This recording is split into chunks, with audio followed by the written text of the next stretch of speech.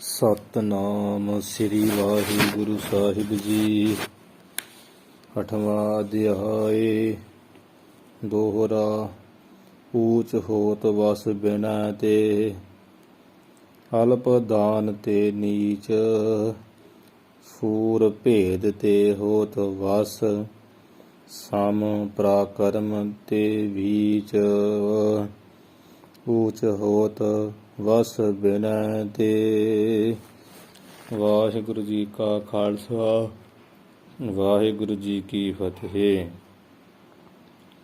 ਅੱਜ ਆਪਾਂ 8ਵਾਂ ਅਧਿਆਇ ਜਿਹੜਾ ਪੜ੍ਹਾਂਗੇ, ਚਾਣਕ ਰਿਸ਼ੀ ਜੀ ਇਹਦੇ ਵਿੱਚ ਕੀ ਸਿੱਖਿਆ ਦੇ ਰਹੇ ਹੈ। ਆਓ ਜੀ ਆਪਾਂ 8ਵਾਂ ਅਧਿਆਇ ਪੜ੍ਹੀਏ। ਦੋਹਰਾ ਤੇ 8ਵਾਂ ਅਧਿਆਇ ਹੈ। ਦੋਹਰਾ ਛੰਦ ਹੈ।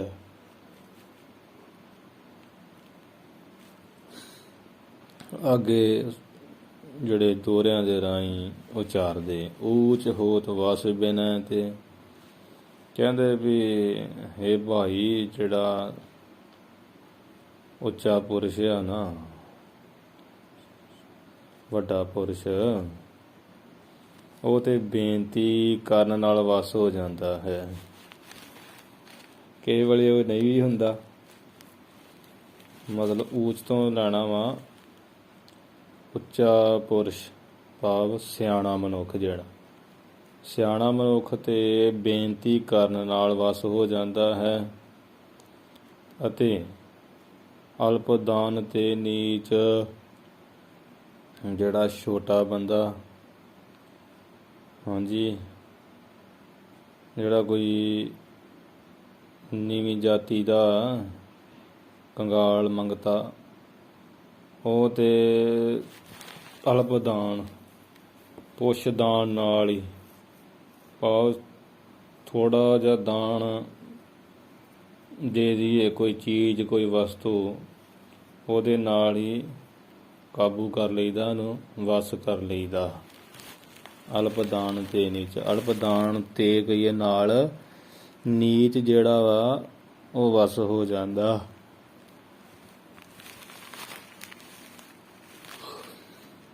ਸੂਰ ਭੇਦ ਤੇ ਹੋਤ ਵਸ, ਜਿਹੜਾ ਸੂਰਮਾ ਉਹ ਤੇ ਭੇਦ ਨਾਲ, ਗੁਪਤ ਗੱਲ ਪਤਾ ਲੱਗਣ ਤੋਂ ਹੀ ਅਧੀਨ ਹੋ ਜਾਂਦਾ। ਹਾਂਜੀ, ਭੇਦ ਦਾ ਪਾਠਕ ਪਾ ਦੇਣਾ, ਪਾੜ ਦੇਣਾ। ਆਹ ਸੂਰਮਾ ਜਿਹੜਾ ਨਾ, ਉਹ ਪਾੜਾ ਪਾਉਣ ਤੇ, ਪਾਠਕ ਪਾਉਣ ਤੇ ਹੋਤ ਵਸ, ਵਸ ਹੋਤ ਹੁੰਦਾ ਹੈ। ਮਤਲਬ ਜਿਹੜਾ ਸੂਰਮਾ ਨਾ, ਉਹਦੇ ਬਾਰੇ ਕੋਈ ਰਾਜ ਪਤਾ ਲੱਗ ਜੇ, ਜਾਂ ਸੂਰਮੇ ਦਾ ਭੇਦ ਪਤਾ ਲੱਗ ਜੇ, ਤੇ ਉਹ ਵਸ ਹੋ ਜਾਂਦਾ। ਸਮ ਪਰਾਕਰਮ ਤੇ ਵੀਚ, ਜਿਹੜਾ ਆਪਣੇ ਨਾਲ ਬਰਾਬਰ ਦੀ ਪਰਾਕਰਮ ਕਹੀਏ, ਤਾਕਤ ਰੱਖਣ ਵਾਲਾ, ਬਰਾਬਰ ਦੇ ਬਲ ਵਾਲਾ, ਤੇ ਉਹਨੂੰ ਤੇ ਓਨੀ ਹੀ ਤਾਕਤ ਨਾਲ ਹੀ ਦਬਾ ਲਈਦਾ। ਜਿਹੜਾ ਬਰਾਬਰ ਦਾ ਬਲ ਪੈਦਾ ਕਰਨ ਵਾਲਾ, ਤੇ ਉਹਨੂੰ ਤੇ ਵੀਚ, ਜਿੰਨੀ ਕੁ ਆਪਣੀ ਤਾਕਤ ਆ ਨਾ, ਸਮ ਪਰਾਕਰਮ ਤੇ ਵੀਚ, ਜਿਹੜਾ ਬਰਾਬਰ ਦੀ ਤਾਕਤ ਵਾਲਾ, ਉਹਨੂੰ ਜਿੰਨੀ ਕੁਝ ਤਾਕਤ ਉਨੀ ਆਪਣੇ 'ਚ, ਉਹਦੇ ਵਿੱਚ ਹੀ ਵਸ ਕਰ ਲਈਦਾ, ਜਿੱਤ ਲਈਦਾ। ਤੇ ਜਿਹੜਾ ਸੂਰਮਾ ਬਲੀ ਆ, ਉਹਦੀ ਤਾਕਤ ਆਪਣੇ ਨਾਲ ਜ਼ਿਆਦੀ ਆ, ਇਸ ਕਰਕੇ ਉਹਦਾ ਤੇ ਭੇਦ ਜਾਣਿਆ। ਹਾਂਜੀ, ਭੇਦ ਜਾਣ ਕੇ, ਜਾਂ ਉਹਦਾ ਜਿਹੜੀ ਉਹਦੇ ਨਾਲ ਜਿਹਦੀ ਬਣਦੀ ਆ, ਉਹਦੇ ਨਾਲੋਂ ਪਾੜ ਪਾ ਕੇ ਨਾ, ਪਾਟਕ ਪਾ ਕੇ, ਫਿਰ ਉਹ ਵਸ ਹੁੰਦਾ। ਫਿਰ ਉੱਧਰ ਉਹਨੂੰ ਲੜਾ ਲੜੂ ਦਓ, ਤੇ ਇੱਧਰ ਫਿਰ ਆਪਾਂ ਵਿੱਚ ਪੈ ਕੇ ਮਦਦ ਕਰ ਦਈਏ ਤੇ ਵਸ ਹੋ ਜਾਂਦਾ। ਜਾਂ ਉਹਦਾ ਭੇਦ ਕੋਈ ਜਾਣ ਲਓ ਤਾਂ ਵਸ ਹੋ ਜਾਂਦਾ। ਜਿਹੜਾ ਬਰਾਬਰ ਦਾ, ਉਹਦੇ ਆਪਣੇ ਜਿੰਨੀ ਤਾਕਤ ਉਹਦੇ ਵਿੱਚ ਹੈ, ਉਹਦੀ ਵਿੱਚ ਆਪਣੀ ਤਾਕਤ ਦੇ ਵਿੱਚ ਹੀ ਉਹਨੂੰ ਕਾਬੂ ਕਰ ਲਈਦਾ, ਦਬਾ ਲਈਦਾ। ਸਮ ਭਰਾ ਕਰਮ, ਜਿਹੜਾ ਬਰਾਬਰ ਦੀ ਤਾਕਤ ਵਾਲਾ ਤੇ ਵਿੱਚ ਉਹਦੇ ਜਿੰਨੀ ਤਾਕਤ ਵਿੱਚ ਹੀ ਜਿੱਤ ਲਈਦਾ, ਵਸ ਕਰ ਲਈਦਾ। ਦੋਹਰਾ ਅਗਨ ਨਾ ਤ੍ਰਿਪਤੈ ਇੰਦਨ, ਜਿਵੇਂ ਹੁਣ ਦੱਸਣ ਦੇ ਆ ਸ੍ਰਿਸ਼ਟੀ ਦੇ ਸੰਬੰਧ ਵਿੱਚ ਹੀ ਇਹ ਚਾਰ ਚੀਜ਼ਾਂ ਦੇ ਬਾਰੇ ਦੱਸਣ ਲੱਗੇ ਆ। ਜਿਹੜੀ ਅੱਗ ਆ ਉਹ ਕਦੀ ਇੰਦਰਾਂ ਕਹੀਏ ਲੱਕੜਾਂ ਨਾਲ ਤ੍ਰਿਪਤੇ ਰਾਜਦੀ ਨਹੀਂ, ਸੰਤੁਸ਼ਟ ਨਹੀਂ ਹੁੰਦੀ। ਗੁਰਬਾਣੀ 'ਚ ਆਉਂਦਾ ਵਾ ਜੋ ਪਾਵਕ ਈਂਧਨ ਨਹੀਂ ਤਰਾਪੈ। ਪਾਵਕ ਜਿਵੇਂ ਅੱਗ ਪਾਵ ਈਂਧਨ ਤੜਕਿਆਂ ਲੱਕੜੀਆਂ ਨਾਲ ਨਹੀਂ ਰੱਜਦੀ। ਈਂਧਨ ਕੀ ਤੋਂ ਮੂੰਹ ਘਾਣਾ ਭੋਰੀ ਦਿੱਤੀ ਮੈਂ ਪਾਹੇ। ਤੇ ਸਿੰਧ ਨਾ ਸਰਧਨ ਪਾਏ। ਸਿੰਧ ਜਿਹੜਾ ਸਮੁੰਦਰ ਆ ਉਹ ਨਦੀਆਂ, ਸਰਦਾਂ ਜਿਹੜੀਆਂ ਨਦੀਆਂ ਉਹ ਨਦੀਆਂ ਦਰਿਆਵਾਂ ਨਾਲ ਕਦੇ ਵੀ ਭਰਦਾ ਨਹੀਂ ਆ, ਤੇ ਨਦੀਆਂ ਦਰਿਆਵਾਂ ਦੇ ਪਾਣੀ ਨਾਲ ਰੱਜਦਾ ਨਹੀਂ ਹੈ, ਜਿੱਥੋਂ ਮਰਜ਼ੀ ਪਈ ਜਾਵੇ। ਨਾਰ ਨਾ ਤ੍ਰਿਪਤੈ ਨਰਨ, ਤੇ ਜਿਹੜੀ ਬਾਦ ਚਰਨ ਔਰਤ ਆ ਨਾ, ਸਾਰੀਆਂ ਇਸਤਰੀਆਂ ਦੀ ਗੱਲ ਨਹੀਂ ਇੱਥੇ, ਕਿਉਂਕਿ ਕੋਈ ਪਤੀ ਵਰਤਾ ਧਰਮ ਵਾਲੀ ਵੀ ਹੈਗੀ। ਜਿਹੜੀ ਬਾਦ ਚੱਲਣ ਔਰਤ ਆ ਉਹ ਪਰ ਪੁਰਸ਼ਾਂ ਨਾਲ ਨਰਨ, ਬਹੁਤੇ ਬੰਦਿਆਂ ਨਾਲ ਹੀ ਕਾਮ ਚੇਸ਼ਟਾ ਕਰਕੇ ਤ੍ਰਿਪਤ ਨਹੀਂ ਹੁੰਦੀ, ਰੱਜਦੀ ਨਹੀਂ ਹੈ। ਜੋ ਤਨ ਵਿਧਵਾ ਪਰ ਕੋ ਦੇਈ, ਕਾਮ ਦਾਮ ਚਿਤ ਪਾਰ ਵਸ ਸੇਈ। ਬਿਨ ਫਿਰ ਤ੍ਰਿਪਤ ਨਾ ਕਬਹੂ ਹੋਈ। ਠੀਕ ਆ। ਆਪੇ ਛੋੜਿਆ ਕਰ ਆਪਣਾ ਪਰ ਪੁਰਖ ਹੈ ਨਾਲ ਬਕਾਰ। ਤ੍ਰਿਸ਼ਨਾ ਕਦੇ ਨਾ ਚੁਕਈ, ਜਲਦੀ ਕਰੇ ਪੁਕਾਰ। ਸਤਿਗੁਰੂ ਹੀ ਬਚਨ ਕਰ ਦੇ। ਵਰਨਾ ਤ੍ਰਿਪਤੈ ਨਰਨ, ਤੇ ਵੱਧ ਚੱਲਣ। ਕਈ ਇੱਥੇ ਪਾਠ ਅਰਥ ਵਾਸਤੇ ਫਿਰ ਕਰ ਲੈਂਦੇ ਆ ਵੀ ਨਾਰ ਦੇ ਚੰਗੀ ਹੈ ਤੇ ਕਨਾਰਨ ਦੀ ਮਾੜੀ। ਕਨਾਰ ਪਾਠ ਵੀ ਕਰ ਲੈਂਦੇ ਆ ਕਿ ਜਿਹੜੀ ਖੋਟੀ ਆ ਨਾਰ ਇਹ ਵਿਚਾਰਨੀ ਇਸਤਰੀ ਆ, ਉਹ ਅਨੇਕਾਂ ਪੁਰਖਾਂ ਨਾਲ ਵਿਸ਼ੇ ਭੋਗ ਕਰਕੇ ਵੀ ਰੱਜਦੀ ਨਹੀਂ ਆ।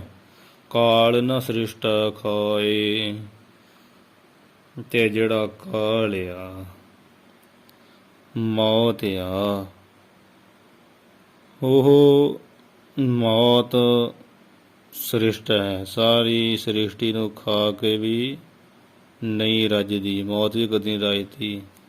ਆ ਦੁਨੀਆ ਮਰੀ ਸਾਰੀ ਮਰ ਜੇ ਜਾਂ ਮਾਰੀ ਜਾਵੇ, ਉਹ ਰੱਜਦਾ ਥੋੜ੍ਹੀ ਹੈ, ਮਰਦੇ ਰਹਿੰਦੇ ਰੋਜ਼। ਇਹ ਚਾਰ ਚੀਜ਼ਾਂ ਦੀ ਗੱਲ ਇਹ ਦੱਸੀ ਵੀ ਇਹ ਕਦੀ ਰੱਜਦੀਆਂ ਹੀ ਨਹੀਂ, ਮੁੱਕ ਦੀ ਗੱਲ।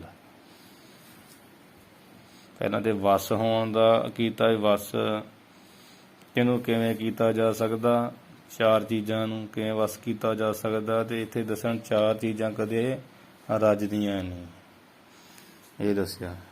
ਦੋਹਰਾ ਮੰਗੇ ਦੇਤ ਨਾ ਵੱਡਾ ਕੱਛ, ਵੱਡਾ ਮਨੁੱਖ ਮੰਗਣ ਦੇ ਜੇਕਰ ਕੁਝ ਵੀ ਨਹੀਂ ਦਿੰਦਾ, ਤੋ ਵੀ ਵੱਡਾ ਕਹਾਏ। ਤਦ ਵੀ ਉਹ ਆਪਣੇ ਆਪ ਨੂੰ ਵੱਡਾ ਹੀ ਕਹਾਉਂਦਾ ਹੈ, ਛੋਟਾ ਨਹੀਂ ਕਹਾਉਂਦਾ। ਦਾੰਤ ਕੱਟੇ ਤੇ ਦੁਰਦ ਕੀ, ਜਿਵੇਂ ਕਹਿੰਦੇ ਹਾਥੀ ਦਾ ਦੁਰਦ ਨਾਮ ਹਾਥੀ ਦਾ, ਹਾਥੀ ਦੇ ਦੰਦ ਕੱਟਿਆਂ ਦੇ ਨਾਲ ਵਡਿਆਈ ਨਹਿ ਜਾਏ। ਦੀ ਵਡਿਆਈ ਵੱਡਾਪਨ ਮਹਾਨਤਾ ਮਹੱਤਤਾ ਨਹੀਂ ਚਲੀ ਜਾਂਦੀ, ਉਹ ਰਹਿੰਦੀ ਹੈ। ਹਾਥੀ ਨੇ ਹਾਥੀ ਰਹਿਣਾ, ਹਾਥੀ ਨਾਮ ਹੀ ਵਜਣਾ ਉਹਦਾ।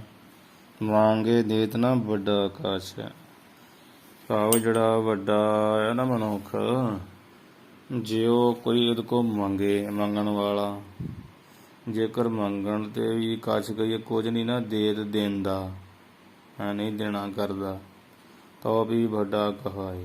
ਤਾਂ ਕਹੀਏ ਤਦ ਵੀ ਉਹ ਪੁਰਖ ਆਪਣੇ ਆਪ ਨੂੰ ਵੱਡਾ ਹੀ ਕਹਾਉਂਦਾ ਹੈ, ਆਪਣੇ ਆਪ 'ਚ ਵੱਡਾ ਹੀ ਆ। ਦਾੰਤ ਕੱਟੇ ਤੇ ਦੁਰਦ ਕੀ, ਕਹਿੰਦੇ ਜਿਵੇਂ ਦਾੰਤ ਕੱਟੇ ਦੇ ਨਾਲ ਹਾਥੀ ਦੀ, ਦੁਰਦ ਨਾਮ ਹਾਥੀ ਦਾ, ਕਿਉਂ ਦੋ ਨਾਮ ਦੋ ਦਾ, ਰਦ ਨਾਮ ਦੰਦਾਂ ਦਾ, ਜੋ ਦੋ ਦੰਦਾਂ ਵਾਲਾ ਹੁੰਦਾ। ਇੱਕ ਦੇ ਬਾਹਰੀ ਦੋ ਦੰਦ ਕਰਕੇ ਇਹਦਾ ਨਾਂ ਲਾ ਲਓ ਦੁਰਦ, ਇੱਕ ਦੋ ਦੰਦ ਇਦਾਂ ਵੀ ਇੱਕ ਅੰਦਰ ਉਹਦੇ ਮੂੰਹ 'ਚ ਹੁੰਦੇ ਤੇ ਦੋ ਬਾਹਰ ਹੁੰਦੇ, ਤਾਂ ਕਰਕੇ ਦੁਰਦ ਕਿਹਾ ਜਾਂਦਾ ਉਹਨੂੰ। ਪਾ ਜੇ ਦੋ ਦੰਦ ਆ, ਪਾ ਦੁਰਦ ਨਾ ਹਾਥੀ ਦਾ। ਹਾਥੀ ਦਾ ਜਿਵੇਂ ਦੰਦ ਕੱਟੇ ਤੇ ਕਹੀਏ ਤੋਂ, ਦੰਦ ਕੱਟੇ ਤੋਂ ਵਡਿਆਈ ਨਹਿ ਜਾਏ। ਉਹਦੀ ਜਿਹੜੀ ਵਡਿਆਈ ਮਹਿਮਾ ਘਟ ਨਹੀਂ ਜਾਂਦੀ। ਹਾਂਜੀ, ਇਸ ਪ੍ਰਕਾਰ ਵੱਡਾ ਪੁਰਖ ਜਿਹੜਾ ਵੱਡਾ ਹੀ ਰਹਿੰਦਾ। ਜਿਵੇਂ ਅੱਜ ਕੱਲ੍ਹ ਲੀਡਰ ਲੂਡਰ ਜੇ ਆ, ਉਹ ਨਾ ਵੀ ਦਾਨ ਕਰਨ, ਉਹ ਵੱਡੇ ਦਾ ਵੱਡਾ ਹੀ ਵੱਜੀ ਜਾਂਦੇ ਆ। ਉਹਨਾਂ ਨੂੰ ਫੇਰ ਹੀ ਲੋਕਾਂ ਨੇ ਵੱਡੇ ਹੀ ਕਹਿਣਾ ਸੰਸਾਰ ਵਿੱਚ। ਵੱਡੋ ਲੋਗ ਵੱਡ ਕਾਜ ਕੋ, ਵੱਡੋ ਲੱਗੇ ਪਾਠ। ਵੱਡੋ ਲੱਗੈ ਵੱਡ ਕਾਜ ਕੋ, ਵੱਡਾ ਮਨੁੱਖ ਵੱਡੇ ਕੰਮ ਕਰਨ ਲੱਗਦਾ ਹੈ। ਜੋ ਨਾ ਹੋਏ ਘਟਾਏ, ਇੰਜ ਕਰਨ ਨਾਲ ਉਹਦਾ ਕੁਝ ਘਟਦਾ ਨਹੀਂ ਆ। ਹੋਰ ਇਹ ਵੱਡੇ ਪੁਰਸ਼ਾਂ ਦੀ ਥੋੜ੍ਹੀ ਜਿਹੀ ਇੱਥੇ ਵਡਿਆਈ ਕਰਨ ਡੇ ਆ। ਵੱਡੋ ਲੱਗੈ ਵੱਡ ਕਾਜ ਕੋ, ਜੇਕਰ ਕੋਈ ਵੱਡੋ ਕਹੀਏ ਵੱਡਾ ਮਨੁੱਖ ਸ਼ਾਹੂਕਾਰ ਨਾਲ ਵੱਡ ਕਾਜ ਕੋ, ਕਿਸੇ ਵੱਡੇ ਕੰਮ ਕੋ ਦਾ ਅਰਥ ਨੂੰ, ਵੱਡੇ ਕੰਮ ਨੂੰ ਕਰਨ ਵਿੱਚ ਜੇਕਰ ਲੱਗ ਜਾਂਦਾ ਹੈ। ਲੱਗੇ ਦਾ ਅਰਥ ਲੱਗ ਜਾਂਦਾ ਹੈ। ਜੋ ਨਾ ਹੋਏ ਘਟਾਏ, ਜੇਕਰ ਉਹ ਕੰਮ ਪੂਰਾ ਹੋ ਜੇ ਤਾਂ ਵੀ ਨਹੀਂ ਉਹਦਾ ਕੁਝ ਘਟਦਾ, ਬੰਦੇ ਦਾ, ਵੱਡੇ ਮਨੁੱਖ ਦਾ। ਤੇ ਜੇਕਰ ਜੋ ਨਾ ਹੋਏ ਘਟਾਏ, ਜੇਕਰ ਉਹ ਕੰਮ ਨਾ ਵੀ ਪੂਰਾ ਹੋਵੇ ਤਦ ਵੀ ਉਸ ਵੱਡੇ ਮਨੁੱਖ ਦਾ ਕੁਝ ਘਟਾਏ ਘਟਦਾ ਨਹੀਂ ਆ। ਜਿਵੇਂ ਕੋਠੀਆਂ ਸ਼ੁਰੂ ਕਰ ਲੈਂਦੇ ਸ਼ਹਿਰਾਂ ਸ਼ੁਰਾਂ 'ਚ, ਥੰਮ ਜੇ ਖੜੇ ਰਹੇ ਤੇ ਕਈਆਂ ਦੀ ਛੱਤਾਂ ਹੀ ਨਹੀਂ ਪੈਂਦੀਆਂ। ਤਾਂ ਉਹ ਵੱਡੇ ਬੰਦੇ ਨੇ ਕੰਮ ਛੋਹਿਆ ਹੁੰਦਾ, ਨਹੀਂ ਹੁੰਦਾ ਤਾਂ ਹੀ ਰਹਿ ਜੇ, ਕੋਈ ਗੱਲ ਨਹੀਂ, ਵੱਡਾ ਹੀ। ਜਿਵੇਂ ਸਰਕਾਰਾਂ ਕੰਮ ਸ਼ੁਰੂ ਕਰ ਲਈਦੀਆਂ, ਅਧੂਰੇ ਰਹਿ ਜਾਂਦੇ ਆ, ਫਿਰ ਵੀ ਆਪਾਂ ਇਹ ਕਹਿੰਦੇ ਵੱਡਾ ਬੰਦਾ ਵੀ ਉਹਨੇ ਕੀ ਕਰਨਾ। ਇਸ ਪ੍ਰਕਾਰ ਉਹਦਾ ਕੁਝ ਘਟਦਾ ਨਹੀਂ ਆ। ਹੋ ਜੂ ਕੰਮ ਪੂਰਾ, ਨਾ ਹੋ ਜੂ ਤਾਂ ਵੀ ਕੋਈ ਗੱਲ ਨਹੀਂ, ਉਹਨੂੰ ਨਹੀਂ ਫਰਕ ਪੈਂਦਾ। ਪਰਬਤ ਸੋਂ ਭੇਰਨਾ ਘਟਾ, ਕਹਿੰਦੇ ਪਰਮਾਨ ਨਾਲ, ਜਿਵੇਂ ਪਰਬਤ ਨਾਲ, ਸੋਂ ਦਾ ਅਰਥ ਨਾਲ, ਜਿਵੇਂ ਪਰਬਤ ਨਾਲ ਭਿੜਦੇ ਆ, ਟੱਕਰ ਮਾਰਦੇ ਆ, ਨਹੀਂ ਘਟਦਾ। ਕੀ ਨਹੀਂ ਘਟਦਾ? ਜੋ ਗਜ ਦੰਤ ਦੁਰਾਏ, ਜਿਵੇਂ ਪਰਬਤਾਂ ਪਹਾੜੀਆਂ ਨਾਲ ਟੱਕਰ ਮਾਰਦਿਆਂ ਭਿੜਦਿਆਂ ਹਾਥੀ ਦਾ ਕੁਝ ਨਹੀਂ ਘਟਦਾ। ਠੀਕ ਹੈ ਜੀ, ਉਹਦਾ ਨਹੀਂ ਕੁਝ ਘਟਦਾ। ਜੋ ਗਜ ਦੰਤ ਦੁਰਾਏ, ਭਾਵੇਂ ਕਿ ਕਹਿੰਦੇ ਉਹ ਜੇਕਰ ਗੱਜ ਗਈ ਹਾਥੀ ਦੇ ਦੰਦ ਵੀ ਤੁਰਾਏ ਤੋੜ ਲਵੇ ਨਾ, ਤੁੜਾ ਲਵੇ, ਪਹਾੜਾਂ ਨਾਲ ਟੱਕਰ ਮਾਰ ਕੇ ਭਾਵੇਂ ਹਾਥੀ ਆਪਣੇ ਦੰਦ ਵੀ ਤੁੜਾ ਲਵੇ, ਤੇ ਪਹਾੜ ਜਿਹੜਾ ਭਾਵੇਂ ਨਾ ਵੀ ਡਿੱਗੇ ਤਦ ਵੀ ਹਾਥੀ ਦੀ ਵਡਿਆਈ ਵਿੱਚ ਕੋਈ ਫਰਕ ਨਹੀਂ ਪੈਂਦਾ। ਉਸ ਨੂੰ ਸਾਰੇ ਹਾਥੀ ਹੀ ਆਖਦੇ ਆ। ਤੇ ਕੋਈ ਵੱਡਾ ਮਨੁੱਖ ਜੇਕਰ ਕਿਸੇ ਵੱਡੇ ਕੰਮ ਨੂੰ ਲੱਗਾ ਹੀ ਹੈ, ਭਾਵੇਂ ਕੰਮ ਪੂਰਾ ਹੋ ਜੇ ਭਾਵੇਂ ਨਾ ਹੋਵੇ, ਉਹਦੀ ਵਡਿਆਈ 'ਚ ਫਰਕ ਨਹੀਂ ਪੈਂਦਾ, ਉਹਨੂੰ ਸਾਰੇ ਵੱਡਾ ਹੀ ਕਹਿੰਦੇ। ਜਿਵੇਂ ਆਪ ਨੂੰ ਹੁਣੇ ਦੱਸਿਆ ਕਿ ਜਿਵੇਂ ਪਹਾੜ ਵੇਖੋ, ਪਹਾੜ ਨਾ ਟੁੱਟਾ, ਹਾਥੀ ਨੇ ਦੰਦ ਵੀ ਤੁੜਾ ਲਏ ਤੇ ਫਿਰ ਹਾਥੀ ਦਾ ਹਾਥੀ ਵੱਜਣ ਡਿਆ। ਇਸੇ ਤਰ੍ਹਾਂ ਵੱਡਾ ਬੰਦਾ ਵੀ ਪਹਾੜ ਨਾਲ ਵੱਡੇ ਕੰਮ ਨਾਲ ਮੱਥਾ ਲਾ ਕੇ ਤੇ ਪੈਸੇ ਖਰਚਿਆਂ ਰੂਪ ਦੰਦ ਵੀ ਤੁੜਾ ਲਏ, ਪਰ ਫਿਰ ਇਹ ਵੱਡੇ ਦਾ ਵੱਡਾ ਹੀ ਰਹਿੰਦਾ। ਠੀਕ ਨਹੀਂ, ਉਹਨੂੰ ਆਏ ਥੋੜ੍ਹੀ ਕਹਿੰਦੇ ਛੋਟਾ ਹੈਗਾ ਨਾ, ਇਹ ਕਹਿਣ ਦਾ ਮਤਲਬ ਹੈ। ਅਨ ਪੁੱਤਰੀ ਕੀ ਗਤ ਨਹੀਂ, ਅਨ ਮੱਤਾਂ ਅਨੁਸਾਰ। ਜਿਹੜਾ ਇਹ ਹਿੰਦੂ ਮਤ ਅਨੁਸਾਰ ਆ, ਬਾਕੀ ਦੇ ਭਾਈ ਪਰਮੇਸ਼ਰ ਦੇ ਵਾਸੀ ਆ।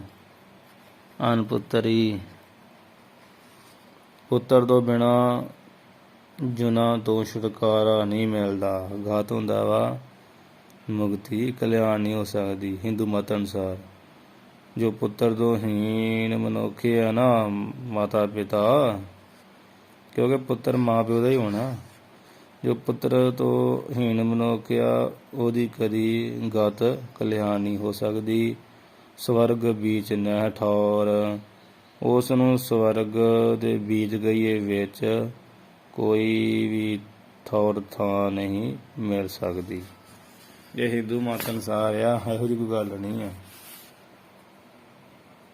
ਜਿਹਦੇ ਕੋਲ ਜਿਹਦੀ ਅਨਪੁੱਤਰੀ ਹੁੰਦਾ, ਪੁੱਤਰ ਤੋਂ ਬਿਨਾਂ ਜੋ ਹੈਗਾ ਨਾ ਮਾਤਾ ਪਿਤਾ, ਉਹਨਾਂ ਦੀ ਕਹਿੰਦੇ ਕਲਿਆਣ ਨਹੀਂ ਹੋ ਸਕਦੀ। ਹੁਣ ਐਸੇ ਕਈ ਸਿੱਖ ਭਗਤ ਹੋਏ ਜਿਹਨਾਂ ਦੀ ਔਲਾਦ ਹੀ ਨਹੀਂ ਹੈਗੀ ਸੀ ਅਤੇ ਉਹਨਾਂ ਨੇ ਬੰਦਗੀ ਕੀਤੀ। ਗੱਲ ਤੇ ਬੰਦਗੀ ਦੀ ਗੁਰਮਤਿ ਨਾਲ ਇਹ ਵਿਚਾਰ ਬਿਲਕੁਲ ਸਹਿਮਤ ਨਹੀਂ ਹੈ, ਕਿਉਂਕਿ ਮੁਕਤੀ ਤੇ ਪਰਮੇਸ਼ਰ ਦੇ ਨਾਮ ਨਾਲ ਆ, ਬੱਚਿਆਂ ਨਾਲ ਮੁਕਤੀ ਨਹੀਂ। ਕਈਆਂ ਸੂਰੀ ਦੇ ਕਿੰਨੇ ਬੱਚੇ ਦੀ ਮੁਕਤੀ ਹੋ ਜੂਗੀ।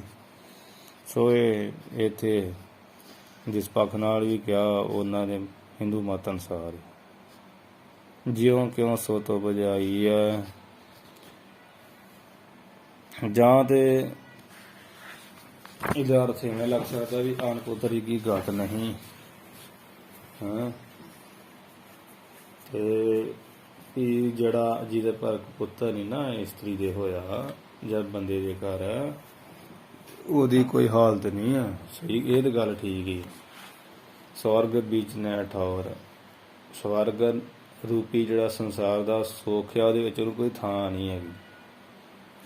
ਇਸ ਕਰਕੇ ਕਹਿੰਦੇ ਆ ਚਾਣਕੇ ਰਿਸ਼ੀ ਜੀ ਵੀ ਜਿਉਂ ਕਿਉਂ ਸੁੱਤ ਬਜਾਈਏ, ਜਿਵੇਂ ਕਿਵੇਂ ਵੀ ਕਰਕੇ ਨਾ ਤੇ ਭਾਈ ਜਿਹੜਾ ਪੁੱਤ ਪੈਦਾ ਕਰੀਏ, ਉਹ ਬਜਾਈ ਦਾ ਅਰਥ ਹੈ ਵੀ ਪੈਦਾ ਕਰੀਏ, ਪੈਦਾ ਕਰਨਾ ਚਾਹੀਦਾ। ਜਿਵੇਂ ਕਿਵੇਂ ਪੁੱਤਰ ਨੂੰ ਵਿਆਹ ਕਰਾਵੇ ਔਰ ਤੇ ਉਹ ਕੰਮ ਕੀ ਕਰ ਲਵੇ, ਵਿਆਹ ਹੀ ਔਰ ਕਹੀਏ ਹੋਰ ਕਰਾ ਲਵੇ, ਹੋਰ ਵਿਆਹ ਕਰਾ ਲੇ, ਆਪੇ ਵਿਆਹ ਦੂਜਾ ਕਰਾਊਗਾ ਤੇ ਚਲੋ ਦਾਤ ਮਿਲ ਜੂਗੀ। ਤੇ ਇਸ ਕਰਕੇ ਇਹ ਅਨਪੁੱਤਰੀ ਕੀ ਗਤ ਨਹੀਂ। ਜੇ ਅਰਥ ਲਾ ਲਈ ਵੀ ਜਿਹਦੇ ਘਰ ਪੁੱਤਰ ਦੀ ਕਲਿਆਣ ਨਹੀਂ ਹੋਊ ਤੇ ਫਿਰ ਰਿਸ਼ੀ ਮਹਾਨ ਜਿਹੜੇ ਉਹ ਤੇ ਵਿਹੰਗਮੀ ਹੋਏ, ਵਿਰਕਤੀ ਹੋਏ ਸ਼ਾਦੀ ਦੇ ਕੀਤੀ ਨਹੀਂ, ਗ੍ਰਹਿਸਤੀ ਨਹੀਂ ਹੋਏ, ਉਹਨਾਂ ਦੀ ਕਿਵੇਂ ਕਲਿਆਣ ਹੋਊਗੀ। ਇਸ ਪ੍ਰਕਾਰ ਕਵੀ ਚਾਣਕੇ ਜੀ ਦਾ ਕਹਿਣ ਦਾ ਮਤਲਬ ਇੰਨਾ ਆ ਵੀ ਜਿਹੜੀ ਅਨਪੁੱਤਰੀ ਆ ਨਾ, ਮਤਲਬ ਜਿਹਦੇ ਘਰ ਪੁੱਤਰ ਨਹੀਂ ਹੈਗਾ, ਉਹਦੀ ਹਾਲਤ ਕੋਈ ਨਹੀਂ ਆ। ਗਤ ਨਾਮ ਹਾਲਤ ਦਾ ਵੀ ਉਹਦੀ ਕੋਈ ਹਾਲਤ ਨਹੀਂ ਚੰਗੀ। ਤੇ ਸਵਰਗ 'ਚ ਜਿਵੇਂ ਸੁੱਖ ਹੁੰਦੇ ਆ, ਉਹ ਸਵਰਗਾਂ ਰੂਪੀ ਸੁੱਖ ਸੰਸਾਰ ਤੇ ਹੀ ਹੈ। ਜਿਹਦੇ ਧੀਆਂ ਪੁੱਤਰ ਲਾਇਕ ਹੈ ਜੰਮਦੇ, ਉਹਨੂੰ ਕੋਈ ਇੱਥੇ ਥਾਂ ਨਹੀਂ ਵਿਚਾਰੇ ਸੰਸਾਰ ਵਿੱਚ ਸੁੱਖ ਰੂਪੀ ਸਵਰਗ ਵਰਗੀ। ਤੇ ਜਿਵੇਂ ਕਿਵੇਂ ਪੁੱਤ ਪੈਦਾ ਕਰਨਾ ਚਾਹੀਦਾ, ਉਹ ਤਰੀਕਾ ਇਹ ਹੈ, ਕਹਿੰਦੇ ਵੀ ਵਿਆਹ ਹੋਰ ਕਰਾ ਲਏ, ਜਿਵੇਂ ਰਾਜੇ ਲੋਕ ਆਉਂਦੇ ਰਹੇ। ਇਹਦੇ ਵਿੱਚ ਕੋਈ ਉਲਟੀ ਰੀਤੀ ਨਹੀਂ। ਅੱਜ ਕੱਲ੍ਹ ਹੀ ਲੋਕਾਂ ਨੇ 2-2 ਵਿਆਹ ਕਰਾਏ ਆ ਤੇ ਗੱਲ ਤੇ ਪ੍ਰੇਮ ਥਫਾਕ ਦੀ ਆ ਵੀ ਪ੍ਰੇਮ ਬਣਿਆ ਰਵੇ ਇਸਤਰੀ ਪੁਰਸ਼ ਦਾ, ਤੇ 2 ਵੀ ਹੋ ਜਾਣ ਤੇ ਕੋਈ ਗੱਲ ਨਹੀਂ। ਇਹ ਮੈਂ ਆਪਣੇ ਪੱਖ ਨਾਲ ਨਹੀਂ ਕਹਿ ਰਿਹਾ, ਇਹ ਤਾਂ ਸਹੀ ਕਹਿਣ ਦਾ ਵੀ ਚਲੋ ਔਲਾਦ ਨਹੀਂ ਹੈਗੀ। ਚਲੋ ਅੱਜ ਕੱਲ੍ਹ ਇਹ ਆ ਵੀ ਲੋਕ ਜਿਹੜਾ ਕੋਈ ਆਸ਼ਰਮਾਂ 'ਚੋਂ ਜਾਂ ਆਪਣੇ ਰਿਸ਼ਤੇਦਾਰਾਂ ਕੋਲ ਧੀ ਪੁੱਤ ਵਗੈਰਾ ਲੈ ਲੈਂਦੇ ਆ। ਜੇ ਆਪਣੇ ਪੈਦਾ ਕਰਨ ਦੀ ਇੱਛਾ ਹੋਵੇ ਤੇ ਕੁਝ ਕੀਤਾ ਵੀ ਜਾਵੇ ਤੇ ਇਹਦੇ ਵਿੱਚ ਕੋਈ ਗੁਨਾਹ ਨਹੀਂ ਹੈ। 2 ਵਿਆਹ ਕਰਾ ਲਓ, ਆਪਣੀ ਧਰਮ ਪਤਨੀ ਸਮਝ, ਪਤਨੀ ਉਹਨੂੰ ਪਤੀ ਸਮਝ, ਇਸ ਤਰ੍ਹਾਂ ਜਿਹੜਾ ਰਵੇਗੀ ਤੇ ਫਿਰ ਤੇ ਕੋਈ ਗੱਲ ਨਹੀਂ। ਦੋਹਰਾ ਅੱਗੇ ਹੁਣ ਪੁੱਤਰ ਦੀ ਜਿਹਦੇ ਘਰ ਹੈ ਨਹੀਂ ਆ, ਉਹਨੂੰ ਥੋੜਾ ਹੋਰ ਉਹਦੇ ਬਾਰੇ ਦੱਸ ਰਹੇ ਆ। ਭਵਨ ਸੂਨ ਅਨਪੁੱਤਰ ਕਾ, ਸੁਨ ਪਾਠ ਹੀ ਇੱਥੇ ਸਹੀ ਹੁੰਦੀ। ਭਵਨ ਸੁਨ ਅਨਪੁੱਤਰ ਕਾ, ਜਿਹੜਾ ਪੁੱਤਰ ਤੋਂ ਹੀਣੇ ਮਨੁੱਖ ਆ, ਮਾਂ ਬਾਪ ਆ, ਉਹਨਾਂ ਦਾ ਜਿਹੜਾ ਘਰ ਆ ਭਾਈ, ਕਿਉਂਕਿ ਮੈਂ ਤਾਂ ਕਹਿੰਦਾ ਵਿਆਹ ਕਰਾ ਲਏ ਵੀ ਉਹਦਾ ਅਨਪੁੱਤਰ ਦਾ ਤੇ ਜਿਹੜਾ ਘਰ ਆ ਉਹਦੇ ਸੁੰਨ ਕਹੀਏ ਸੁੰਨਾ ਹੀ ਰਹਿੰਦਾ, ਖਾਲੀ ਹੀ ਲੱਗਦਾ ਹੈ। ਇਹ ਤੇ ਸੂਨ ਪਾਠ ਵੀ ਕੀਤਾ, ਸੂਨ ਕਰ ਲਓ ਸੁਨ ਕਰ ਲਓ ਇੱਕ ਹੀ ਗੱਲ ਆ। ਸੁਨ ਪਾਠ ਹੀ ਸਾਡੇ ਹਿਸਾਬ ਨਾਲ ਤੇ ਸਹੀ ਹੈ, ਉਹਦਾ ਅਰਥ ਹੀ ਸੁਣਿਆ ਖਾਲੀ। ਕਈਆਂ ਨੇ ਸੂਨ ਵੀ ਲਿਖਿਆ। ਸੋ ਰਹੁ ਵਿਚਾਰ ਸੂਨ ਹੋਵੇ ਸੁਨ ਹੋਵੇ, ਅਰਥ ਕੀ ਬਣਨਾ। ਭਵਨ ਸੁੰਨਾ ਲੱਗਦਾ ਆ, ਜਿਹਦੇ ਘਰ ਪੁੱਤਰ ਅਨ ਕਹੀਏ ਨਹੀਂ। ਬਾਂਧਵ ਬਿਨ ਪਰਦੇਸ, ਤੇ ਸੰਬੰਧੀਆਂ ਤੋਂ ਬਿਨਾ ਦੇਖ ਲਓ ਪਰਦੇਸ ਜਿਹੜਾ ਸੁੰਨਸਾਨ ਲੱਗਦਾ।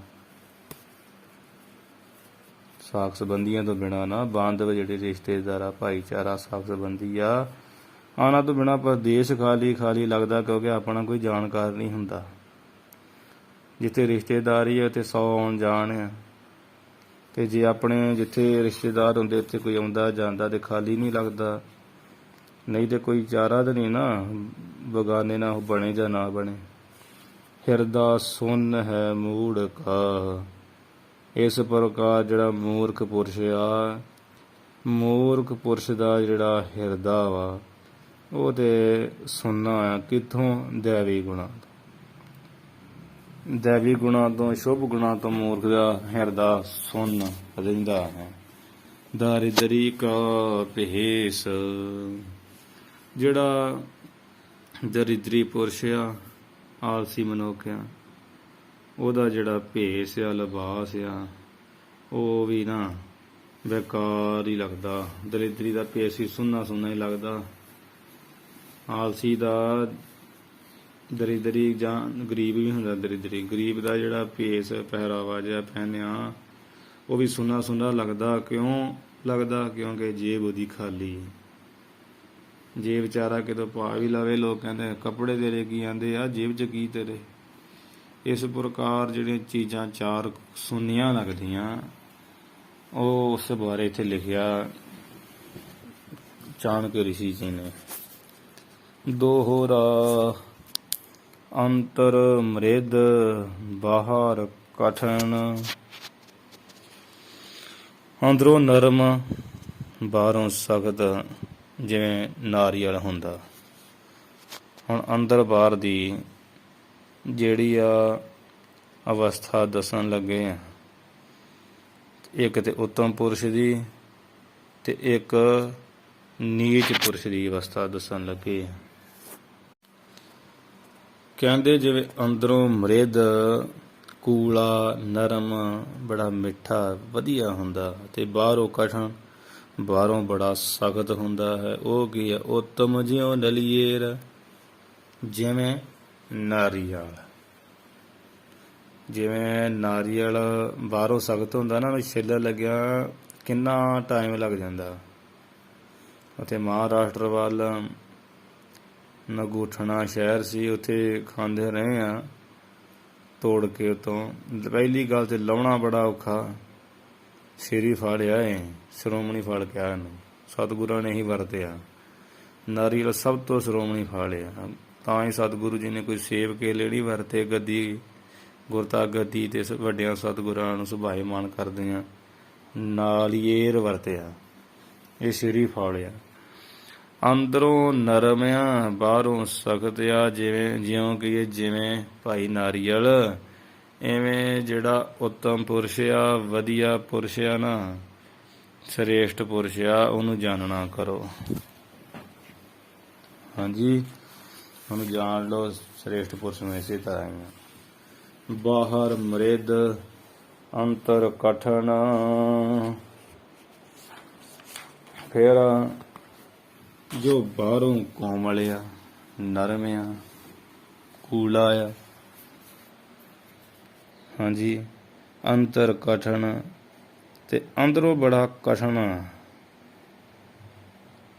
ਉੱਤਮ ਪੁਰਸ਼ ਦਾ ਤੇ ਇਹ ਨਾ ਵੀ ਬਾਹਰੋਂ ਤੇ ਵੀ ਬਾਹਰੋਂ ਦੇ ਕਠਨ, ਅੰਦਰੋਂ ਜਿਹੜਾ ਵਾ ਹੈਗਾ ਨਰਮ ਆ।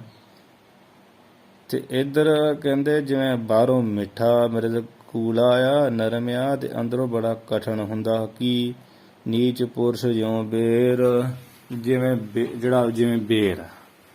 ਬੇਰ ਕੀ? ਬਾਹਰੋਂ ਦੇਖੋ ਕੂਲਾ, ਅੰਦਰੋਂ ਗਿੜਕ ਕੀ ਆ? ਸਖਤ ਆ। ਉਹ ਤੋੜ ਨਹੀਂ ਸਕਦੀ ਦੰਦ ਨਾਲ, ਭੁੱਲ ਕੇ ਵੀ ਬੜੀ ਸਖਤ ਹੁੰਦੀਆਂ।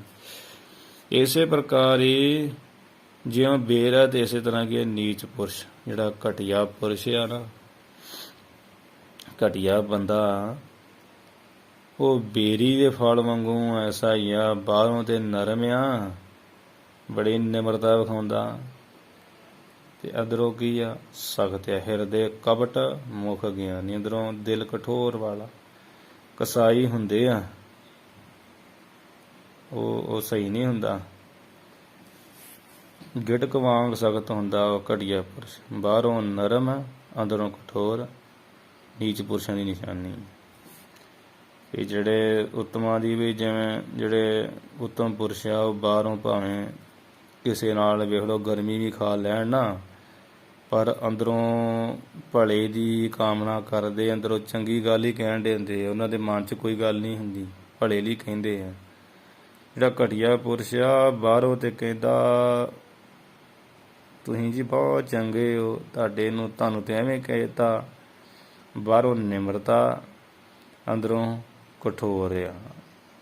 ਅੰਤਰ ਕਪਟ ਇਹ ਜੇ ਗੁਰੂ ਕੇ ਬਚਨ ਨਹੀਂ ਆਉਂਦੇ ਕਿ ਹਿਰਦੈ ਕਪਟ ਮੁਖ ਗਿਆਨੀ, ਮੁਖੋ ਗਿਆਨੀਆਂ ਵਾਂਗ ਮਿੱਠੇ ਮਿੱਠੇ ਬਚਨ, ਅੰਦਰੋਂ ਕਪਟੀ ਹੁੰਦਾ।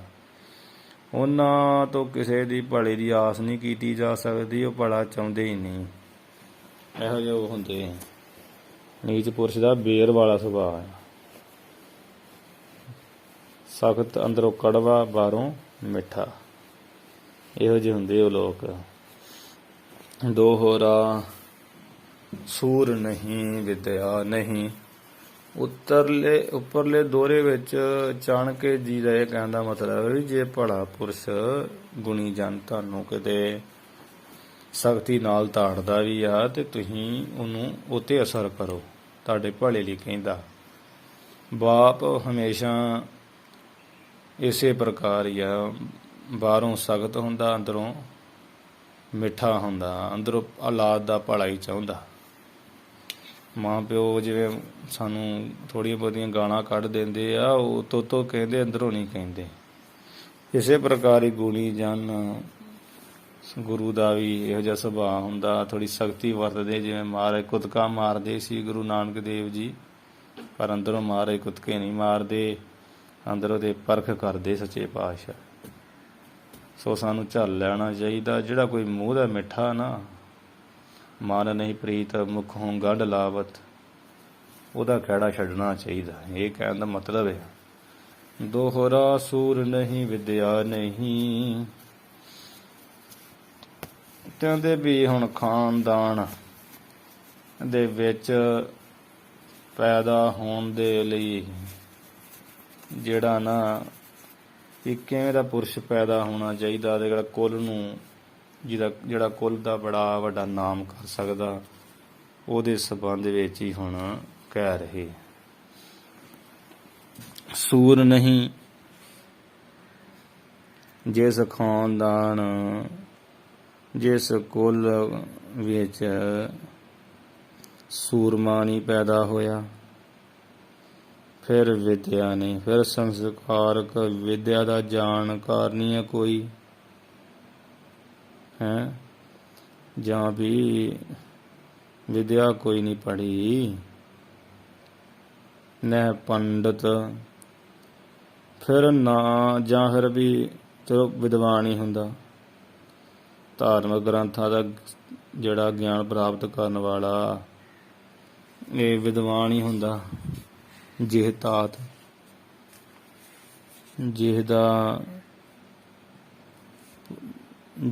ਤਾਤ ਭਾਵ ਜਿਹਦਾ ਨਾਮ ਜਿਸ ਦਾ ਤਾਤ ਕਹੀਏ ਪੁੱਤਰ, ਨਾ ਤੇ ਪੰਡਤ ਆ ਭਾਵ ਵਿਦਿਆਵਾਨ ਆ, ਗੁਣ ਗਿਆਨਵਾਨ ਆ, ਹਾਂਜੀ, ਨਾ ਉਹ ਜਿਸ ਦਾ ਪੁੱਤਰ ਸੂਰਮਾ ਵੀ ਨਹੀਂ ਆ ਜੰਮਿਆ ਹੈ, ਨਾ ਉਹਨੂੰ ਕੋਈ ਵਿਦਿਆ ਵਾਲਾ ਗੁਣੀ ਹੈ ਪ੍ਰਾਪਤ, ਵਿਦਿਆ ਵੀ ਨਹੀਂ ਪੜ੍ਹਿਆ ਹੀ ਨਹੀਂ, ਹਾਂਜੀ।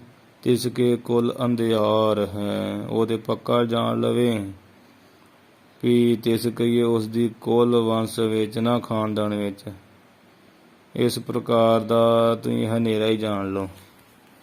ਉਹ ਨਾ ਸੋਚੇ ਮੇਰਾ ਨਾਮ ਰੌਸ਼ਨ ਹੋਣ ਵਾਲਾ, ਉਹਦੀ ਕੁਲ 'ਚ ਤੇ ਹਨੇਰਾ ਹੀ ਹਨੇਰਾ ਵਾ।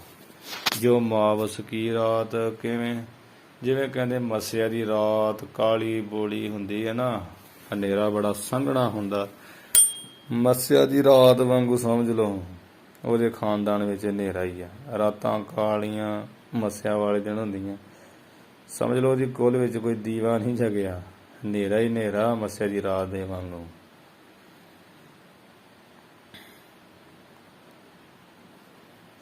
ਵਿਦਿਆ ਬੜੇ ਪ੍ਰਕਾਰ ਦੀ ਆ, ਤੇ ਵਿਦਵਾਨਾਂ ਨੇ ਮੁੱਖ ਵਿਦਿਆ 14 ਪ੍ਰਕਾਰ ਦੀ ਮੰਨੀ ਆ।